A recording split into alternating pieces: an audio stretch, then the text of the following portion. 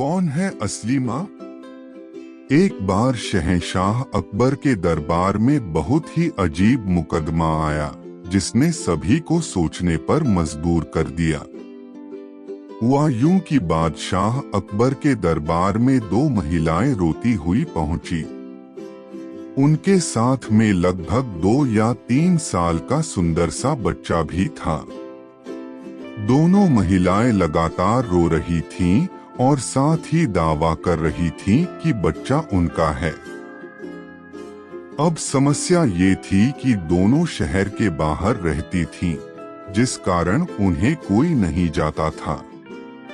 इसलिए यह बताना मुश्किल था कि उस नन्हे से बच्चे की असली माँ कौन है। अब अकबर बादशाह के सामने मुसीबत आ गई कि न्याय कैसे करें और बच्चा किसको दें। इस बारे में उन्होंने एक एक करके सभी दरबारियों की राय ली, लेकिन कोई भी इस गुत्थी को नहीं सुलझा सका और तभी बीरबल दरबार में पहुंच गए। बीरबल को देखकर बादशाह अकबर की आंखों में मानो चमक आ गई हो। बीरबल के आते ही अकबर ने इस समस्या के बारे में उन्हें बताया। अकबर ने बीरबल से कहा कि अब तुम ही इस समस्या का समाधान करो। बीरबल कुछ सोचते रहे और फिर जल्लाद को बुलाने के लिए कहा। जल्लाद के आते ही बीरबल ने बच्चे को एक जगह बैठा दिया और कहा, एक काम करते हैं, इस बच्चे के 2 टुकड़े कर देते हैं। एक एक टुकड़ा दोनों माँओं को दे देंगे।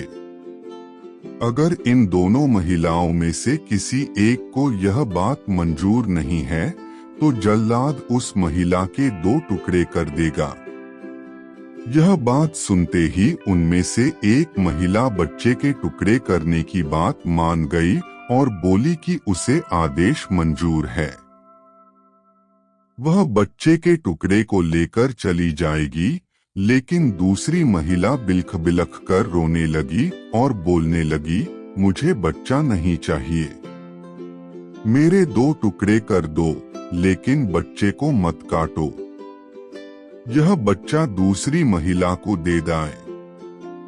यह देखकर सभी दरबारी मानने लगे कि जो महिला डर की वजह से रो रही है वही दोषी है।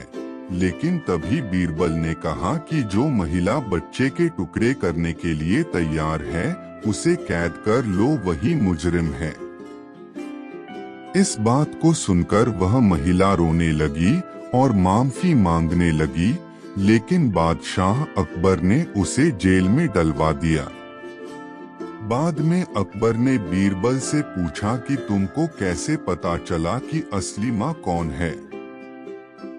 तब बीरबल ने मुस्कुराते हुए कहा, महाराज, माँ सारी मुसीबतों को अपने सिर पर ले लेती है, लेकिन बच्चे पर आंच भी नहीं आने देती, और यही हुआ।